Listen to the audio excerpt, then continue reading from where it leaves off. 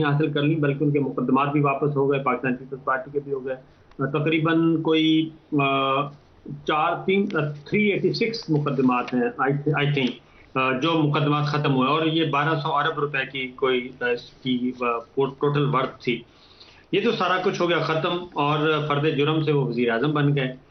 अब इसमें एक था मामला, और वो हिडन एग्रीमेंट था। उसके अकॉर्डिंगली नवाज शरीफ साहब को वापस आना था, उनकी सजाएं खत्म होनी थी, उनकी डिस्क्वालिफिकेशन खत्म होनी थी, और इमरान खान साहब को डिस्क्वालीफाई करवाना था। लेकिन वो सारे का सारा पूरा नहीं हो सका, और मामला अब पहुंच गए हैं यहाँ तक कि अब अक्टूबर भी सर पे आ गया। अक्टूबर भी कुछ बहुत ज्यादा दूर नहीं है। अब मुज़ाकरात शुरू हो गए हैं, और 14 मई को एक सुप्रीम कोर्ट का ऑर्डर आ गया है। अब शहबाज शरीफ साहब को ये असल में बात जो है, वो ये कह रहे हैं कि शहबाज शरीफ साहब को कुर्बानी का बकरा बना दिया जाए।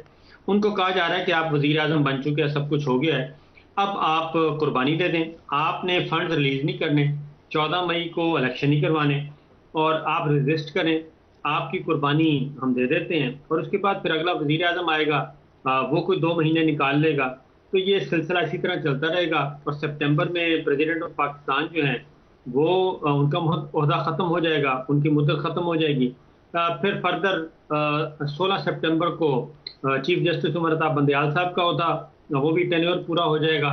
तो इस तरीके से ये खींचतान के पहुंचना चाह रहे हैं अपने अल्टीमेट गोल की तरफ। और उसमें ये फिर नवाज शरीफ साहब की वापसी सिर्फ एक ही सूरत में मुमकिन है कि पार्डन उनका हो जाए।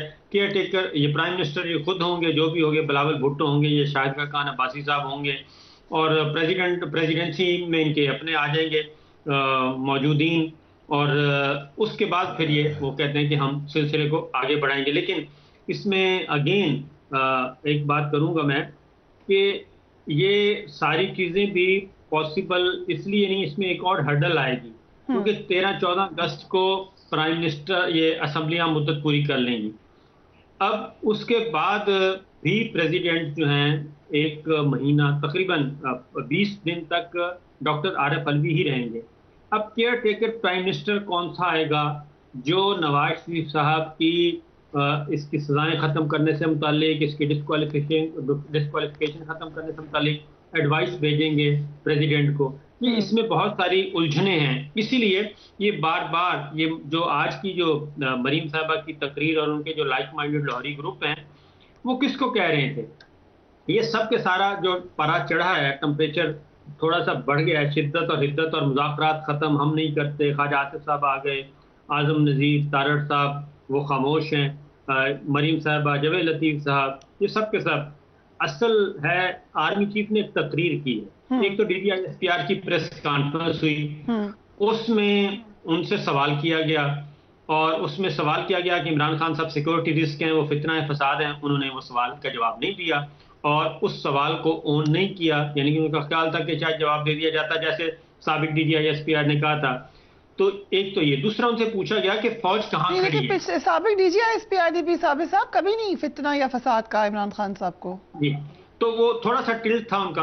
तो उसमें क्योंकि मरीम साहबा की और उनकी आपस में लाइन और लेंथ मिलती थी 12, तो उसमें जब कराची का फिर DGISPR साहब ने एक और बात की। उन्होंने कहा कि उनसे पूछा गया कि जी इन कैमरा सेशन में क्या हुआ, उन्होंने कहा वो तो मैं बताता। कराची में जो आर्मी चीफ ने ओपनली एक बात की थी, वो उन्होंने रिपीट कर दी। वो भी ये था कि मफाहमत की तरफ आप जाएं, स्टेक होल्डर्स बैठें, मिल बैठ के आगे बढ़ें। वो बात पसंद नहीं आई। फिर जो काकूल एकेडमी में 3 बातें की, उसमें भी यही था कि ये लड़ाइयां शड़ाइयां खत्म करें, बातचीत को आगे बढ़ाएं। तो ये चीजें पसंद उनको नहीं आ रही, इसीलिए अब उधर मैसेज आ रहा था।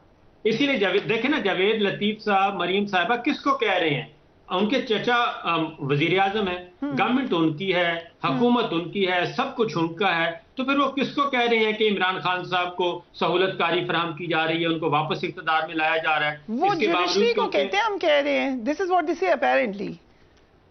मेरा ख्याल है कि वो कहते हैं कि जी वो जनरल फैज साहब का भी नाम ले लेते हैं, और रिटायर्ड को सुनवाते हैं, वो कहते हैं कहना बेटी को सुनाना बहू को, वो इस तरह की बातें कर रहे हैं। क्योंकि एक और मामला जो हुआ है साबिर शाकिर साहब, वॉशिंगटन पोस्ट की जानिब से जो वज़ीर आज़म शहबाज शरीफ और वज़ीर मुमलिकत हैदर अबानी खर की बातचीत लीक हुई है। ये बड़ी इंटरेस्टिंग है क्योंकि मेन खबर तो उसकी ये है कि की nation sit out US stand of with Russia China leaks show, और उसमें उन्होंने जो गुफ्तगू लीक की है उसमें तासुर यही है कि पाकिस्तान कि एक तो सबसे अहम बात यह कि पाकिस्तान की अंदरूनी बातें लीक हो रही हैं, दोबारा अब हमें इंटरनेशनली पता चल गई ये बात। सेकेंडली ये जो एक टिल्ट की बात हो रही है या वर्ल्ड इंटरनेशन की बात हो रही है, ये आपका क्या ख्याल है, इसको क्यों लीक आई है? मेरा तो ख्याल है ये दानिस्ता कोई हरकत की है और हमदर्दियां हासिल करने के लिए, और इसके अलावा तो मुझे कुछ समझ नहीं आ रहा। उसकी रीज़न है कि एजाजुल हक साहब भी बहुत अच्छी तरह समझते हैं, क्योंकि यहाँ पे एक बयानिया बनाया जा रहा था कि इमरान खान साहब को सऊदी अरब ने भी छोड़ दिया, उन्होंने भी नेगेटिव लिस्ट में डाल दिया, चाइना ने भी नेगेटिव लिस्ट में डाल दिया, यूएई ने भी डाल दिया, तो ये अमेरिका ने भी डाल दिया। ये सारा कुछ नैरेटिव बनाया जा रहा था। तो पता ये चला कि चाइनीज गवर्नमेंट का भी ऐसा कोई इरादा नहीं है। वो भी मशवरा दे रहे हैं कि आप जनाब पॉलिटिकल स्टेबिलिटी लेके आए। जब तक पॉलिटिकल स्टेबिलिटी नहीं आएगी आपके मुल्क में, आप ना कोई खुद किरदार अदा कर सकेंगे और ना ही कोई आपका दोस्त मुल्क आपको बेहतरी की तरफ ले जा सकता है।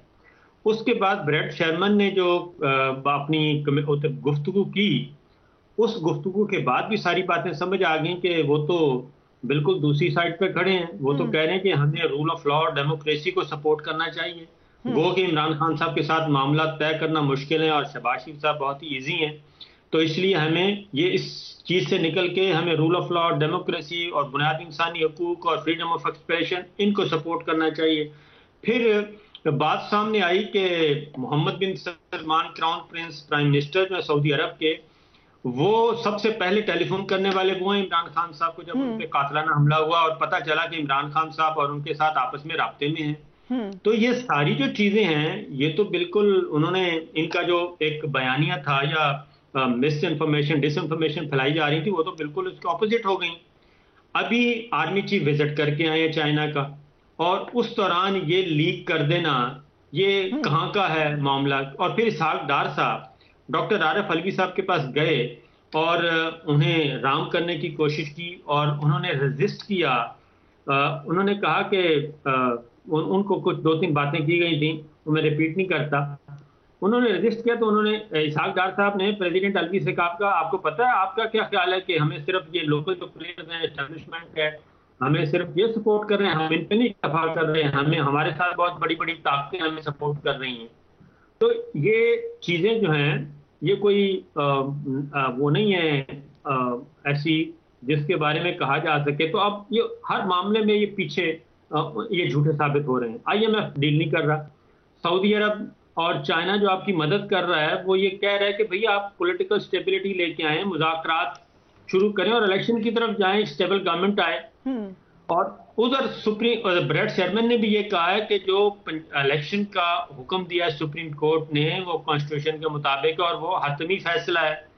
ये सारी सिनेरियो जो है, इनको समझ आ रही है कि इनके साथ होने क्या लगा है। इसलिए बाकी सारे मेरा ख्याल है समझ रहे हैं लोग कि हमें किस तरफ जाना चाहिए। अब सिर्फ रह गया है एक एलिमेंट, और वो है लाहौरी ग्रुप और मरीम साहबा का जो ग्रुप है वो रह गया है। वो ये चाहता है कि नवाज शरीफ, हमें क्या मिला इस सारे 1 साल के 13 महीनों में, हमें तो कुछ नहीं, हमारा तो सारा का सत्यानाश हो गया, तख्ते लाहौर भी निकल गया, तख्ते पंजाब भी निकल गया, और सब कुछ मजे लूटे शहबाज शरीफ साहब एंड कंपनी ने और जरदारी साहब ने, पीपल्स पार्टी ने।